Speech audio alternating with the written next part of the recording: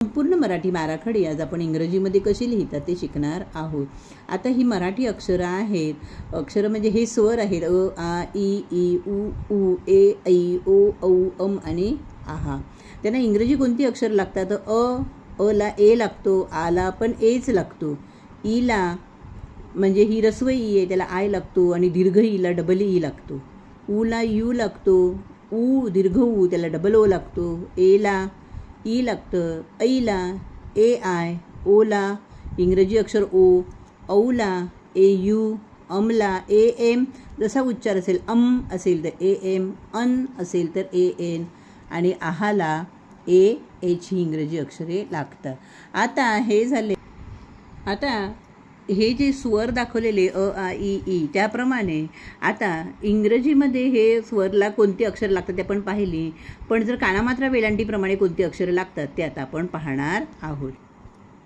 अ म्हणजे कोणत्याही अक्षराला कानामात्रा वेलांटी काहीही नसते, आलं लक्षात, त्यामुळे मी ते काही लिहिलेलं नाही, त्याला ए अक्षर लागते. आ म्हणजे कोणत्याही अक्षराला काना, मग काना असेल कोणत्याही अक्षराला तर ए लिहायचा. ई म्हणजे पहिली वेलांटी, मग पहिल्या वेलांटीला आय लागतो. ई दीर्घ ई म्हणजे दुसरी वेलांटी त्याला डबल ई लागतो. यू म्हणजे ऊला ऊ म्हणजे पहिला उकार त्याला यू लागतो.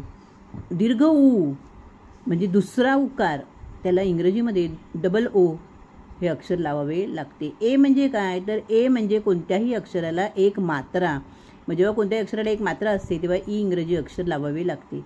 ऐ म्हणजे कोणत्याही अक्षराला दोन मात्रा, मग त्याला इंग्रजी अक्षर ए आय हे लावावे लागते. ओ म्हणजे कोणत्याही अक्षराला काना आणि एक मात्रा, मग इंग्रजीमध्ये ओला ओ अक्षर लावावे लागते. औ म्हणजे काय तर काना आणि दोन मात्रा, मग त्याला इंग्रजीमध्ये ए यू अक्षर लावतात.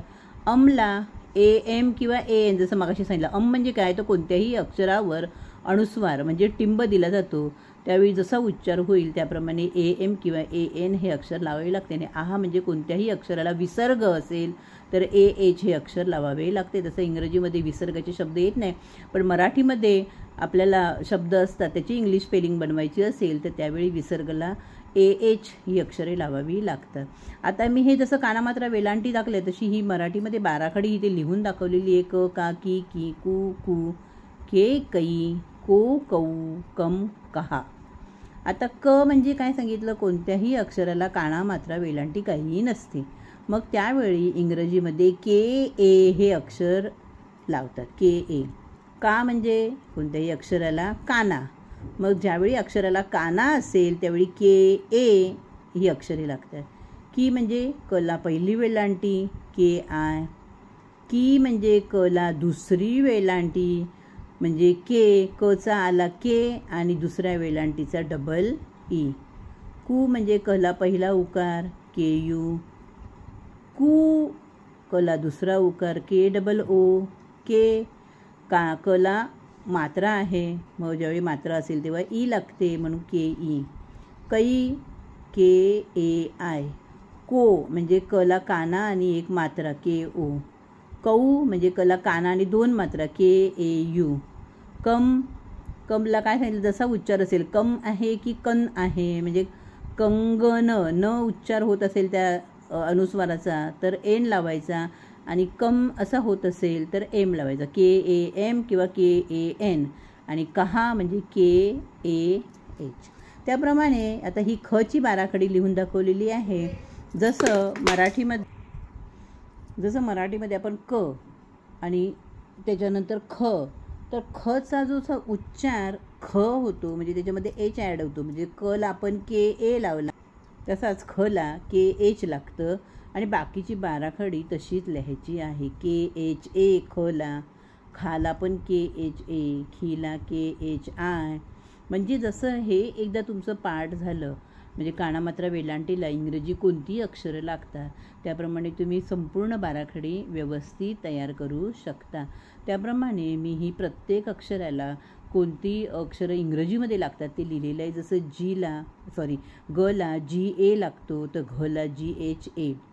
चला सी एच ए तर छला सी डबल एच ए लागतो. जला जे ए लागतो, झला झेड ए लागतो. टला टी ए तर ठला टी एच ए. डला DA, ढला DHA, नला NA, तला TA, थला THA. तसं दला DA, ढला DHA, नला NA, पला PA, फला PHA, बला BA, भला BHA, मला MA, यला YA, रला RA, लला LA आणि वला VA. शला SHA आणि श इंग्रजीमध्ये असं काही श वेगळे नसतात, एकच असतं श. मग त्याला SHA, दोन्ही शला SHच लागतो. सला SA लागतो, हला HA, ळला LA, क्षला KSHA आणि ज्ञला DNYA. म्हणजे जसा उच्चार आपण करतो ज्ञ म्हणजे ज्ञ, द न आणि यचा उच्चार होतो म्हणून DNYA. आणि क्षचा उच्चार क्ष म्हणजे क श असा उच्चार होतो म्हणून KSHA. याप्रमाणे स्पेलिंग तयार करता यायला पाहिजे. आता बघा मी इथे काही लिहिलेलं आहे. आता झमध्ये काय आहे, इंग्रजीमध्ये कधी कधी झला काही जण ZA पण लिहितात किंवा झला JHA पण लिहितात.